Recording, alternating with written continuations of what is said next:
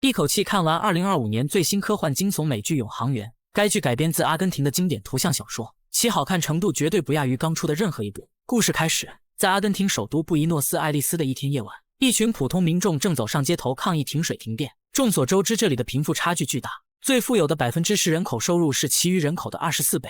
除此以外，所谓的公平公正都是相对而言。就比如一墙之隔的富人区却是灯火通明。男主胡安算是一个中层阶级，此时的他正要去拜访一个昔日好友。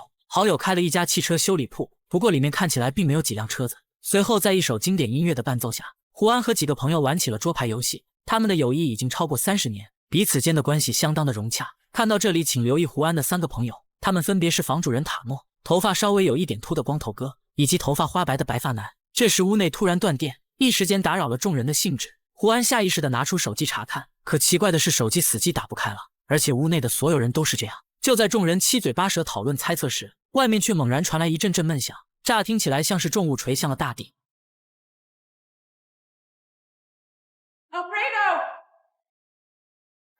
塔诺妻子的惊呼打破沉默，说是楼下有个人突然晕倒了。众人随即向窗外望去，而外面正飘荡着一些白色颗粒，且看起来像极了冬天的雪花。这个发现不禁让人感到惊讶，因为此刻的阿根廷正值炎热夏季，天气一热设备很容易故障。也就是在我捡到这里时，我的手机突然变得一卡一卡的，像这种情况非常影响我剪辑。之前一直担心新机很贵没舍得换，咱还是要精打细算，把每一分钱花在刀刃上。选靠谱的平台买二手的性价比就高多了。对比了一圈，发现转转的二手手机很划算，所以我果断入手了这台华为 Mate 40 Pro， 只要1200，比新机便宜了1000多。他家的 iPad Air 5也只要2400多。关键是转转官方验的数码产品都经过多轮检测，比一般的二手更靠谱。买靠谱的二手我推荐转转。更让人匪夷所思的是，街道上的汽车突然接连失控，上面的司机像是没了意识。如此情形下的大家紧张起来，本来想下楼的他们也都打消了念头。塔诺见状尝试拨打座机报警，但电话的另一头却是忙音。种种诡异表明外面世界发生了异常，至少在这样的季节不可能突降大雪。白发男见状把手放在玻璃上，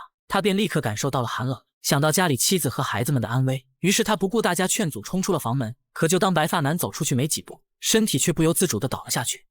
入手！很显然外面的雪花绝对有毒，一旦吸入鼻腔必然会倒地身亡。稍后时分，室内的温度急剧下降，大家也都穿上了厚厚的棉衣。学过通讯的房主人塔诺大胆猜测，他认为这可能与太阳风暴有关，因为风暴产生的电磁脉冲才能影响电子设备。此时整条街道上没有任何身影，白蒙蒙的世界死寂的像是一座鬼城。这时对面的楼上突然亮起灯光，一个睡眼朦胧的邻居出现在窗台，他看到塔诺等人也站在窗边，此刻正挥舞着手臂比划着什么。大家的意思是警告他不要开窗，可对方却完全误解了这种表达。就当他把头探出窗外的一瞬间，那些飘荡的雪花便夺了他的性命。屋内的老伴闻声赶来，她疑惑地摇晃丈夫，可下一秒也倒在窗台上死了。这一幕让众人感到了无奈和悲伤。胡安也想到了自己的妻子和女儿。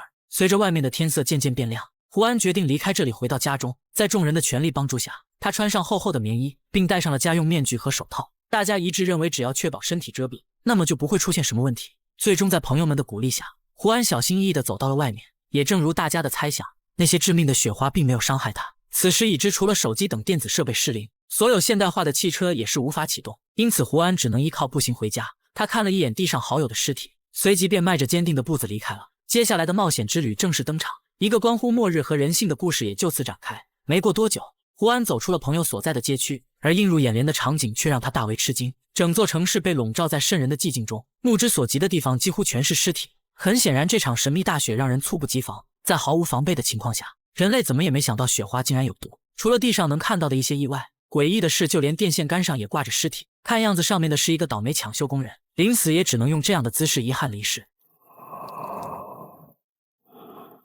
一夜之间，大名鼎鼎的阿根廷首都就这样陷落了。迎着刺骨的寒风和致命雪花，胡安只能裹紧大衣继续前行。虽然回到家中只需5公里的路程，但他的每一步都走得十分艰难。一路上类似的场景大同小异，胡安也渐渐地对周围的情况不再害怕。就当他麻木没有什么感觉时，一个尖锐的口哨声突然传入耳中。循着声音向前望去，只见在漫天飞舞的雪花中，有个身着军装的士兵正笔直地站着。胡安不知道对方是什么意思，可转身之间又发现人影不见了。没有多想继续赶路，他选择了一条绕开主路的捷径。也不知道过了多久，一个极其恐怖的火车出现在视野。这里的景象同样触目惊心，轨道两旁的尸体说明了一切，看得出人们像是从车上逃走。不过下一秒的他们却又被定格了生命。胡安本以为只有城市受了影响，但没想到只要有雪花就会有死亡。就当他准备离开时，耳边又传来了奇怪的敲击声。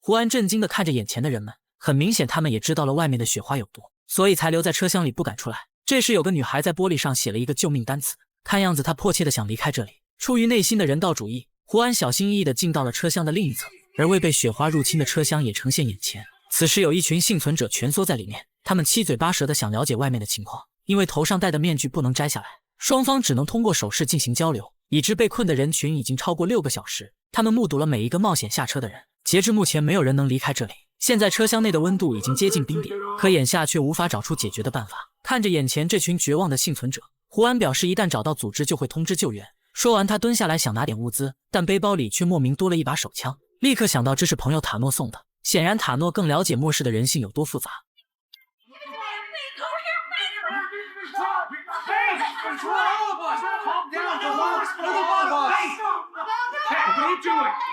Hey, where are you going? I'm going to get help. I promise. 不顾身后人群的极力挽留，胡安背上行囊离开了车厢。他没有能力顾及这些人能不能活下来，况且妻子和女儿还是生死未卜。不久后来到自己所在的小区，这里也如猜想一样全是躺着的尸体。通过一扇被撞开的房门进入公寓，胡安看见有个死去的狗还戴着头盔，这说明大家可能进行过尝试。顺着微弱的灯光来到18楼，胡安看到楼道里有很多幸存者，顾不上和邻居们打招呼，他径直来到了自己的家里。此时屋内的家具东倒西歪，一片狼藉，就像是有贼进行过扫荡。既然妻子和女儿不在家，那是否表明他们已经遇难了呢？这时屋内突然传来一阵动静，胡安出门一看，竟然是一名陌生男子。他冲上去询问为什么进来自己的家，并逼问他是否知道屋内的人去了哪里。男子慌忙回答说自己是公寓的志愿者，他只是在受命搜刮一些药品。争论时有邻居走进来帮忙解释，他们可以证明这一切都是真的。得知误会的胡安松开双手，但男子却看向了他的手背。 Is that snow?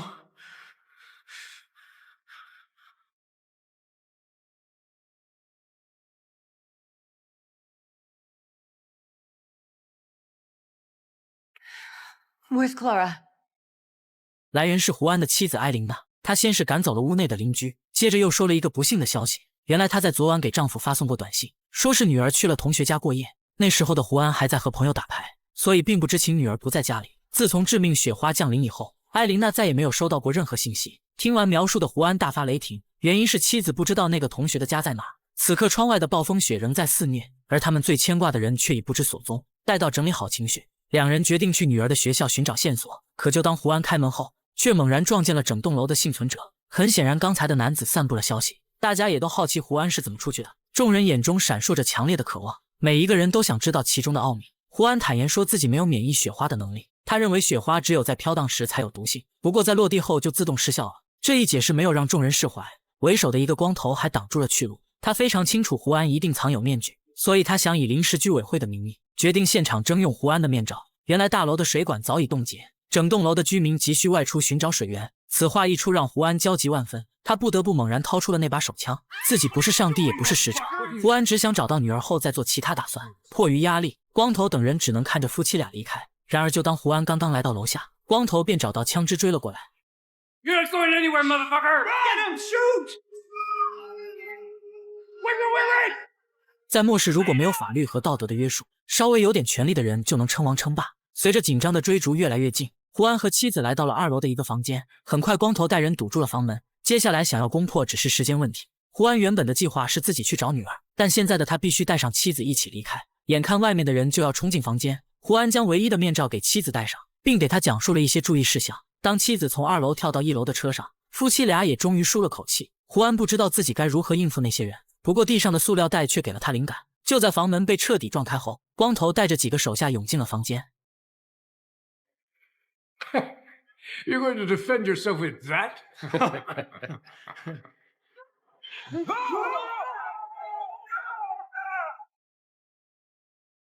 致命的雪花下的众人落荒而逃，胡安则带着塑料袋从2楼跳下。要知道这番动作幅度很大，体力的损耗也让呼吸变得十分急促。看来还是想得太过简单，裸露的防护根本抵挡不住极寒，而塑料袋中也很快结满了冰霜。他跌跌撞撞地走了不到100米，就因严重缺氧栽倒了雪地里。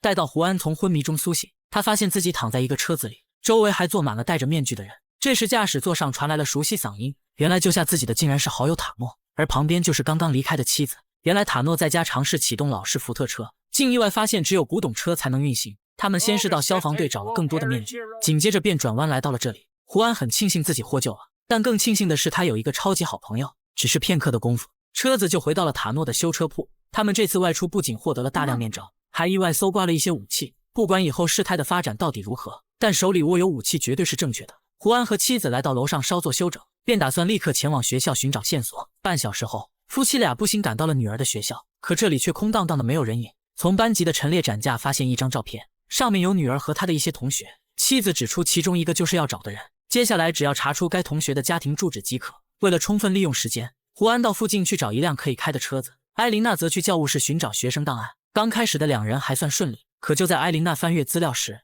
却猛然听到外面传来了一阵响动。One。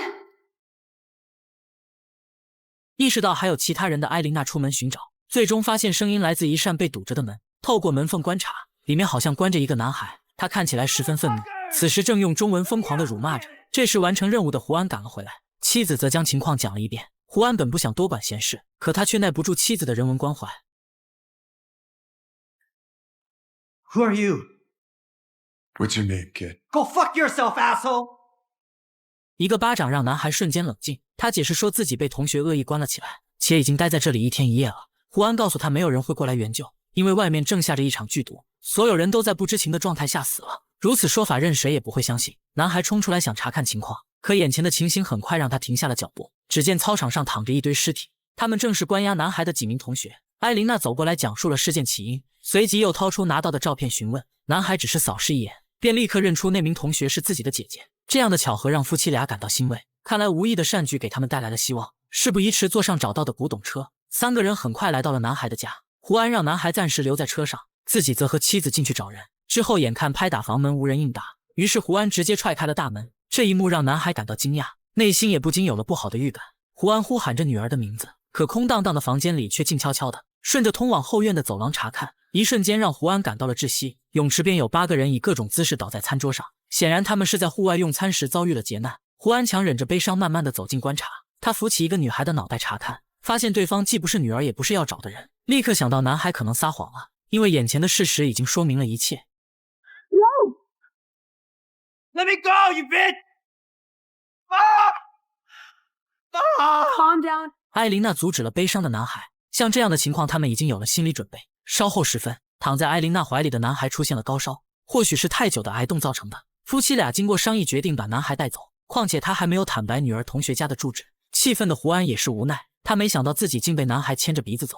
途中发现路边有一家药店，于是胡安立即下车去找退烧药。虽然他不喜欢这样的男孩，但行动上的他却做着善良的事。埃琳娜将男孩安置在一个空房间，随即又和丈夫翻找起药品。这时药房的正门突然传来急促拍打，仔细一看是外面来了一个孕妇。她说自己的羊水破了，急需帮助，所以想恳求胡安夫妇发善心。此情此景让埃琳娜同情起来，可胡安依旧不想多管闲事，不顾丈夫的劝阻，埃琳娜不经同意直接打开了门。然而就当孕妇被放进来后，她却突然放肆大笑起来。Don't move, Grandpa, or I'll shoot you. Give me the Take car it easy, keys. man. Wait, we were helping you. Don't point that. Shut the fuck up! Give me the car keys, The asshole! car There's no keys, need are for you that. deaf? Take it easy. Now! 有时候好心也没好报，更何况此时的情形极其特殊。随后劫匪抢走了胡安的车钥匙，并将他和埃琳娜关进了一个房间。幸运的是，高烧的男孩听到了一切。等到外面的劫匪开车渐渐远去，他才从外面打开了房门。片刻之后，三个人拖着疲惫的身躯在风雪中前行。虽然路边到处都停有汽车，但奈何他们都不是要找的古董车。就当路过之前的火车站时，胡安突然停下了脚步，他警觉地环顾四周，赫然发现原本遍布铁轨的尸体全都不见了，而地上只剩下了背包和鞋子等物品。更让人毛骨悚然的是，车站外围的铁丝网似乎被某种力量撕开，且看口径根本不像是人为。胡安沿着轨道继续查看，并找到了早上那辆载满幸存者的火车，这里的尸体也是空空如也，好像转瞬之间全部蒸发了一样。胡安当即登上列车查看，可印象中的尸体也在此刻全都没了踪影。顺着通道来到困着幸存者的车厢，但眼前的景象更让人感到震惊。除了依旧空荡荡的没有尸体外，座椅上还残留着胶状物的粘液，不难想象幸存者绝不是被人施救，说不定他们又遭到了更坏的劫难。当天晚上，白天抢劫胡安的男女驶入了一个加油站，男人戴着面具下车进行加油，女人则留在车上听着音乐自嗨起来。这时，男人身后突然传来窸窣声响，于是他举起手电筒照了过去。这一照不要紧，下一秒男人便死在了自己的惨叫中。此时车内的女人正随着节奏摇头晃脑，可接着就感到了车身猛烈晃动。她以为是外面男友的恶作剧，却殊不知自己即将要面临死亡。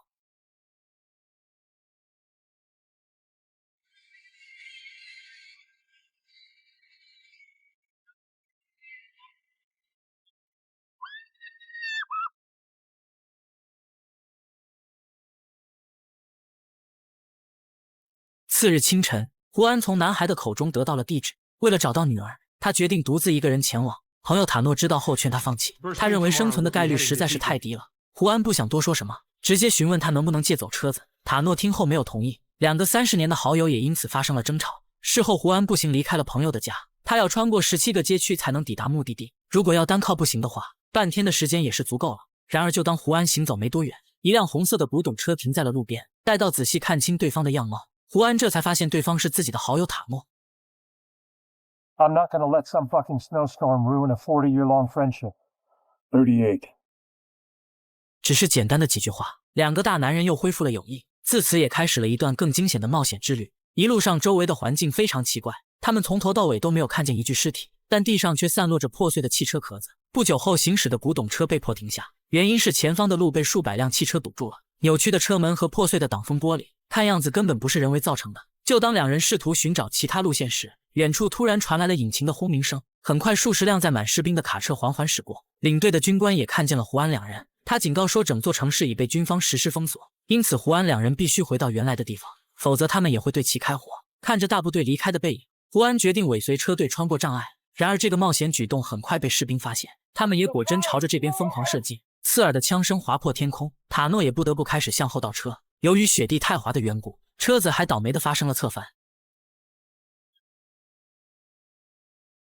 这时，桥梁的另一侧突然传来躁动，紧接着有一群外星生物如潮水般涌来，庞大的数量让士兵们陷入绝望。他们一个接一个的被巨虫抓住，并在惨叫声中成了怪物的美餐。这些外星生物形似甲虫，每一只都堪比一辆小型汽车，人类的子弹根本打不动它们，其坚厚的外壳就像是防弹玻璃。此时躲在远处的胡安目睹了一切，谁都没想到这背后竟然是一场外星入侵。等到虫群离去后，胡安和塔诺小心翼翼地来到外面，并拾起了士兵们掉落的冲锋枪，沿着结冰的道路继续前行。两人在市政广场发现了大量巢穴，来不及思考怎么回事，正前方突然传来了刺耳虫鸣。两人见状慌忙躲进一处角落，很快便看到巨虫拖着一具尸体。更惊悚的是，巨虫在两个巢穴之间掘开一个洞口，然后将猎物拖入了地下。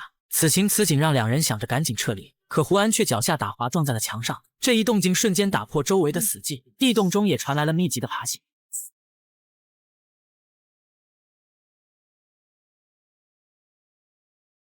千钧一发之际，胡安一枪命中了巨虫的头部，而这也竟然奇迹般的把他杀死了。然而两人还未来得及喘息，脚下的地面又发生了剧烈震颤，危急时刻不远处出现了一个人影。胡安见状立刻和塔诺仓皇逃命，同时身后也即刻传来了奇怪的动静。原来这些虫子在蚕食同类的尸体，看来他们已经疯狂到什么都吃。两人沿着雪地上的脚印一路狂奔，最终来到了一座类似钟楼的教堂前。此时厚重的铁门紧闭，任凭他们如何拍打都无人应答。就在虫群即将扑上来的一刻，一团炽热的火焰在他们身上爆开。两人抬头望去，原来是楼上的人正在投掷燃烧品，熊熊的火墙暂时阻挡了攻势。胡安和塔诺则趁机进入了教堂，顺着螺旋楼梯来到一间密室。他们看到这里聚集了10多名幸存者。稍作休整后，有人告诉胡安那些怪物是从天上来的，不信的话可以到顶楼的窗户查看。随后胡安便看到了可怕的景象，眼前的压抑几乎让人感到窒息。只见在漆黑的夜空中，无数流星般的红光正穿透云层，且每一道都意味着又一批虫族降临。直到此刻，胡安这才意识到女儿的生还希望有多渺茫。数小时后，胡安了解到这里的人们正打算离开，因为食物的短缺已经迫在眉睫。午夜时分，趁着虫群归巢的短暂间隙，10几人的队伍悄悄地走出了教堂。此时街道上弥漫着诡异的气息，天空中还不断坠落着红色流星。也不知道过了多久，大家贴着墙壁前行至一个桥的下方，众人需要在这里穿过一个废弃公交车，然后再踏进一个隐蔽的通道。可就在所有人蹑手蹑脚的行动时，周围的虫群却突然躁动起来。胡安为了帮助一对行动迟缓的母女，不幸被困在了公交车内。通过破碎的车窗观察，此刻的外面正有几只巨虫来回爬行，其中有一只突然停下脚步，它好像发现车内有自己的猎物。就在这千钧一发之际，浑厚的钟声突然震彻了天空。原来教堂里有2个老人没有离开，他们用最后的力气拉响了时钟。听到动静的巨虫纷纷调转方向，随即如潮水般涌了过去。胡安躲在车内屏住呼吸，他必须等虫群走完才能出来。就当众人穿过高架桥的通道时，教堂里的虫子正在搭建楼梯。很显然，这些东西的智商很高，至少说明他们具备了思考能力。此刻，顶楼的2位老人坐在房间，正丝毫不慌地望着即将到来的虫群，直到最后一秒，老人将香烟抛向了洒满汽油的地板。与此同时，所有幸存者终于穿过了通道，他们总算是摆脱了虫群的追逐。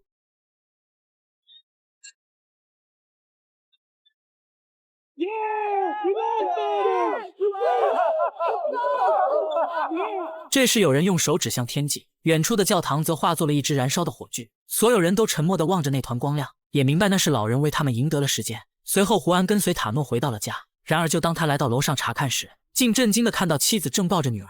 胡安上前抚摸孩子的脸庞，他难以置信妻子是如何找到女儿的。艾琳娜告诉他自己没有出去，而是女儿跟随其他幸存者找了过来。稍后时分，将外星虫族入侵的真相告知众人后，所有人决定去投靠军方指定的避难所。值得一提的是，胡安的好友光头哥没有离开，他想留在塔诺的修车铺等待消息。现已知通讯设备仍旧无法使用，但很多车子却都可以启动了。沿途的景象令人稍感安心，街道上零星地走动着一些幸存者。此时的高速公路如同一条冰冻长龙，密密麻麻的车辆一直延伸到视野尽头，整条公路上看不到一个活人的身影，不知原来的人们到底都去了哪里。数小时后，公路旁突然出现一个灯火通明的超市，与城市死寂一般的气息完全不同，这里却是人头攒动，热闹非凡。胡安等人当即决定留下来，也很快了解了这里的基本情况。有人说此地是附近最大的聚集地，仓库里的储备粮足够维持数百人的生活。在享用了一顿久违的美餐后，胡安已经不再想着去什么避难所。第二天一大早，一阵躁动的声响此起彼伏，好奇的胡安跟随人群涌向了入口，接着便看到持续多日的暴雪停歇了，久违的阳光穿透云层，在漫天的雪地上洒下了光晕。这突如其来的好转让大家兴奋不已，仿佛看到了希望的曙光。可就在众人欢呼雀跃之际，塔诺却惊恐地发现了不对劲，原本的指南针竟然完全倒转，而这也意味着怪事还会发生。这时有一辆汽车突然停在超市门前，紧接着有3个持枪蒙面人跳下了车子，他们二话不说直接朝着人群扫射，无差别的杀戮根本没有人性。很快整个广场陷入混乱，幸存者只能漫无目的的四散逃命。这一下瞬间激起了胡安的愤怒，握有武器的他决定和塔诺进行反击。只是片刻的功夫，3名袭击者被打死2个，最后一个却仓皇逃离了现场。胡安掀开其中一人的面罩，却赫然看清对方是一个中年女人，且脖子上还挂着一串儿童吊坠。恍惚之间，胡安回忆起暴风前的场景，当时的他在商场遇到过一个女人，而那个女人戴的也是这样的吊坠。这个发现让胡安感到费解，看似普通的女人为何要对平民下手？难道说这背后还藏有什么阴谋吗？片刻后，远处又驶来3辆军用卡车，上面载满了士兵和一些幸存者。让人感到意外的是，胡安的老友光头哥也在其中。他说自己在昨晚喝了点酒，但醒后却莫名出现在了公路上。幸好当时有一个巡逻小队看见了他，因此他才辗转来到了这里。经过交谈得知，对方正是胡安原本打算投奔的部队，他们的名字叫5月军营。据悉附近的大部分幸存者都前往了那里，考虑到此地已经不再安全，胡安当即决定跟随队伍离开。由于刚才遭遇伏击时车子损坏，一行人只能乘坐军方提供的运输车。与此同时，在距离超市的数公里之外，逃走的那名蒙面人钻进了一个隧道。令人毛骨悚然的是，阴暗潮湿的里面挤满了外星虫群。更诡异的是，这些凶残的虫子并没有攻击他，反而还自动为其让出了通道。看到这里不禁让人感到困惑，所谓的灾难到底是外星人入侵，还是人类自己制造的阴谋呢？随后众人抵达了实力雄厚的5月军营，该基地持续通过无线电向外公布，并承诺为所有人提供庇护。截至目前，基地已经收容了上千名幸存者，其规模和影响力也在不断扩大。为了让更多的人具备武力，军方正组建着新的防御力量，大多数年轻男性加入了训练队伍，而女性则被分配到后方的医疗队伍。胡安的女儿不甘于此，她渴望像父亲一样拿起武器反抗。同一时刻，塔诺被传唤到了指挥中心。原来军官们得知他曾是通讯兵，而基地里恰好有台无线电急需有人操作。现在他们正准备到市中心进行广播，届时全国的幸存者都能知道避难所的坐标。也不知道出于什么原因，直觉让塔诺以身体不适拒绝了。随后得知情况的光头哥找了过来，他想劝说好友重新考虑军方的提议，毕竟这项任务是光荣且神圣的。这一说法得到了胡安的赞同，他也认为塔诺应该协助军方。经过一番深思熟虑，塔诺最终选择了妥协。胡安和光头哥也加入了军方的阵营。几天后，军方组织了几十名志愿者前往市中心，他们要穿过虫群占领的区域抵达最高点。此次任务正是要架设无线电设备，塔诺负责操作，胡安和光头哥负责掩护。途中看见有数架轰炸机穿透云层，强烈的轰鸣声让所有人为之振奋，这说明军方正在全力反击，人类也从未放弃生的希望。随着刺耳的汽笛声响起，一辆载满志愿者的火车冲向了虫群，在震天动地的巨响中，堆积的汽车被撞得四散开来，火车则硬生生地撕开了一条道路。然而成功的喜悦还未持续多久，驾驶员就发现火车在撞击中严重受损，接下来他们只能依靠步行前进，可如此响动也必会引来虫群攻击，所幸现在距离目标大楼只有几百米，胡安等人只好围在一起迅速撤离。途中看到一架坠毁的轰炸机让人感到困惑，虫族明明不具备飞行能力，那么究竟是谁击落了战机呢？抵达目标大楼后，领头人将队伍分成了3组，技术组携带设备前往楼顶架设发射器，战斗组在外围构建防御工事，侦察组则去调查途中路过的轰炸机。此时的胡安有些费解，他们大张旗鼓地穿过虫族巢穴，但却没有遭到任何抵抗。很快侦察组来到了坠毁战机的附近，从外部躯壳上的标识可以看出，这是一架来自秘鲁的空军战机。众所周知，秘鲁距离阿根廷有3000多公里，可这个战机为什么会出现这里呢？继续调查发现，舱内存放着数枚航空炸弹。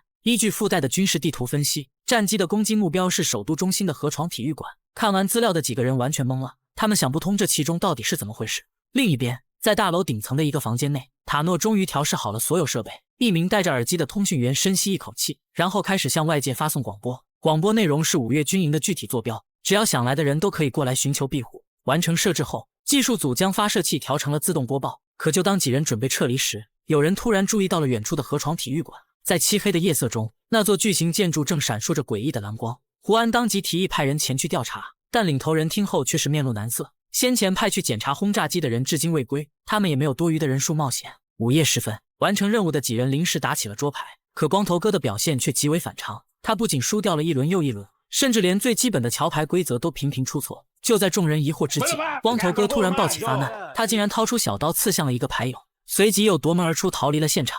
胡安和塔诺紧追不舍，最终在天台边缘堵住了光头哥。在昏暗的灯光下，光头哥望了望远处的河床体育馆，接着便转身选择了跳楼。如此一幕让胡安百思不得其解，也不禁怀疑好友是不是中了邪念。待到胡安和塔诺来到楼下，他们又撞见了战斗组的巡逻士兵。就当胡安准备求助时，士兵却突然高喊同伴出来围剿，紧接着有几十个人朝着这边奔来。意识到不妙的胡安赶紧逃命，他实在想不通哪里窜出来这么多人。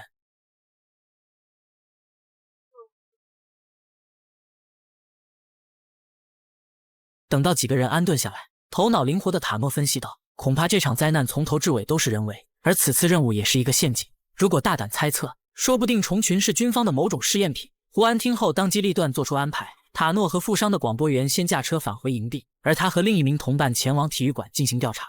分别之后，胡安和同伴很快抵达了河床体育馆。在这里，他们看到了许多毛骨悚然的景象，周围到处都有奇奇怪怪的人类，他们有的如梦游般无声行走，有的则机械性开枪射击。更让人不可思议的是，那些凶猛的外星虫族就在人群中穿梭，双方竟保持着诡异的和平。